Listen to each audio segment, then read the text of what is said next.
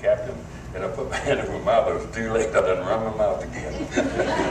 And he said, well, how are you going to do it? I said, straight in shooting, Captain. He said, looked at me real funny. He said, you know you're not going to make it. And I said, well, sir, I'll tell you what, we'll give it a try. Now, whatever, we got all these men, and most of the men tried to follow me up. About half of them were knocked down on the way up. Some of them just fell back because, you know, it was a massacre. And but when I got up to the trench, I'm about 18 inches from the Chinese. The only thing that separates is a pile of dirt from the trench. And I looked back and I was by myself, and I said, Lord, I don't have to worry about Social Security no more. And I thought, well, I went to a lot of trouble to get here and trained myself for this particular thing. And I just took my old rifle on Scattermatic and let out a war whoop and jumped in the trench. And I'm telling you, you want to see a bunch of people scared, I'm standing on top of them Chinese, and I'm so close, I'm actually sticking my carbine in this one's ear, and the one behind me's got a work gun in my back, and I didn't think I was going to make it, but I got the first one and spun around and got the second one, and I jumped in the trench, and I went down the trench on top of them Chinese, and they're all lined up, you know, only the ones in front could shoot at me, and I'm running right into them, beating them with my rifle. I've beaten a couple of them to death. And I really had a good old time, but I was still grinning, you know. And that's the way I handle fear, you know. It works for me. A lot of people don't work with it. It works for me. I always laugh or have a good old time. And I finally ran out of ammunition, and I worked my way back to the first trench where I killed them. I had 13 dead Chinese in that trench then. And I jumped out, and some kid ran up right beside of me, one of the Americans, soldiers. He ran up, a little short guy. And the Chinaman raised up about 6 feet away from me. I don't know how he got there, and fired a burst right into both of us. And he never hit me a lick. And in fact, I never had a bullet touch me in Korea. And a lot of grenades got me. And it hit this other kid, and I turned around and looked at the Chinaman, and he run. And I guess he liked the way I looked or something, I don't know. And I picked this kid up and started walking down the hill, and the Chinese jumped out of the trench behind me and run down behind me trying to bait at me. But, you know, I got this kid on my shoulder and I ain't got no ammunition. And my policy, you can't do nothing about it, just ignore the situation. And it works for me, you know. Kind of crazy way of thinking, but it works for me. And these wounded men laying down there, they see me come down the hill carrying this kid, and they're knocking these Chinese down all around me. And I'm watching them fall down, and I started laughing. The whole thing was, you know, I'm supposed to be dead, you know, and I'm still breathing. And I started laughing walking down the hill, and I was a young lieutenant. He'd been in the Fort Observer, but he lost all these people in his radio. He was shot in the shoulder, and he became a rifleman. And I walked down to him there, and he looked up at me. He said, "Soldier, what's your name?" I said, "Well, my name is Rosser, sir." He said, "Do you know what you're doing?" I said, "Yes, sir, I'm killing these varmints as fast as I can." I didn't refer to them as enemy. I always called them varmints. Yeah, I'm an old country boy, you know, shoot the varmints. And he looked at me real funny. He said, "By golly, I want to shake your hand.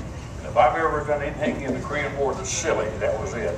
I just laid this kid down, and in the middle of a fog fight, the enemy all over me, I shook hands with the damn second lieutenant. I thought about that years later, and I thought, I had to be stupid, you know. It's really silly to do a thing like that. And so I went down and patched this kid up a little bit, got a compress on him, and tried to take care of a couple other kids laying there. And then I started crawling around. The Chinese were punching up on the top of the mountain, going to sweep down and get us, you know. And so I was looking out the corner of my eye, I was watching them, and they were bunching up good. And so I started crawling around, getting up hand grenades off the dead wounded, many magazines I could put my carbine. And I just threw around the chamber and slung my carbine on my shoulder. And I had about 13 to 14 hand grenades inside of my jacket, hanging on my harness, hanging on my belt, just all over me. And I took 2 hand grenades and pulled the pin on both of them, held the spoons down, and started dog trotting up through the snow, because it's 20 below zero. And I'm dog trotting up toward the Chinese, and they're laying up there just up there waiting on me, you know. And for some reason, they didn't shoot. And I got by this, come to this lieutenant, I reached down and tapped him on the shoulder. I said, "See you later, Lieutenant." And I went up there dog trotting, and I was watching these Chinese, and a couple of them raised up, you know, to shoot. And I threw my first hand grenade. In my whole life, I never made a better throw, right in the trench. And just busted the whole thing up there. And as I went over the trench, I'd already kicked a spoon on the second grenade, and I dropped it on their wounded and kept going. I was after a couple of great big bunkers up there, and it full of Chinese. And I shot my way through about 20 Chinese just to get to them. And I got up to the first bunker. They were trying to get out of the bunker like you and me. They're pretty smart too to get out of the bunker, because you trap in a bunker, you're dead, man. And so I got up there and I took me a white phosphorus. We kicked the spoon and flipped it in the door. And you ought to heard them yelling there. It sounded like a Michigan-Ohio State game, or they people yelling like that. And I threw in a couple of frags and they stopped yelling. And I shot my way a few feet down and got to the second big bunker, did the same thing, got to the side of the door, flipped the white phosphorus in, set them on fire, and then threw in a frag. They stopped screaming again. Then I jumped out of the trench, and the Chinese, about a dozen and a half Chinese, are running from me, and I was running alongside of them. They're bouncing up and down the trench. I could see the back of their head or their shoulders, they bounced. And I was running along there, bam, bam, bam, you know, shooting at them. And I looked back behind me, and there come about a dozen chasing me. So I grabbed another hand grenade and flipped it over, kicked the spoon and flipped it over the trench. And them damn Chinese run right on top of that thing, into the foot race. About 5 minutes. Okay. And so I just, just knocked the heck out, and nobody is hitting me. I can't believe they're shooting at me from 4 and 5 feet away with submachine guns, and nobody's hitting me. And I thought, man, this is crazy. I'm going to live, you know. I went back down the hill again, got me some more ammunition back up, and busted them again because they were building up again. And finally, I got some boys there with me, 4 guys that stayed with me, and we're all wounded. I've been hit twice that day, and we held me and these 4 guys held all the Chinese off, and there was hundreds of them. We held them all, we were just blowing the hell out of them. And I was making all these guys that could still walk, because everybody was wounded, dead or wounded, and they'd make it go down the mountain and drag their people down to the bottom of the mountain, and if they could, come back up and get another one. Some of the dead, we were just putting them on top of the ice and sliding them down the mountain. And the only way to get them down. And when we got all the people out we could find, me and these 4 boys, I said, let's get the heck out of here, boys. We turned around and jumped out this little hole we was in, and started down the mountain, and the Chinese never fired another shot at us. I think they were just glad to see us go. Thank you very much.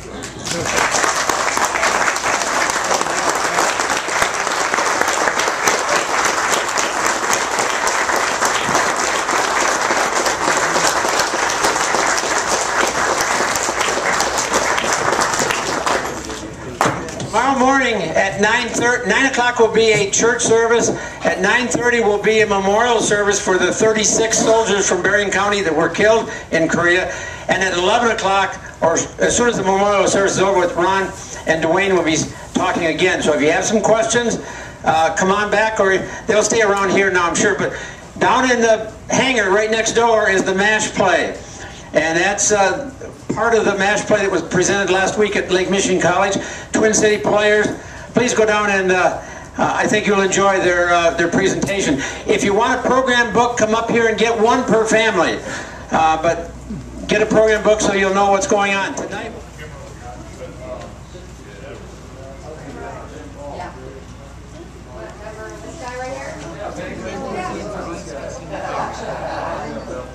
You're welcome.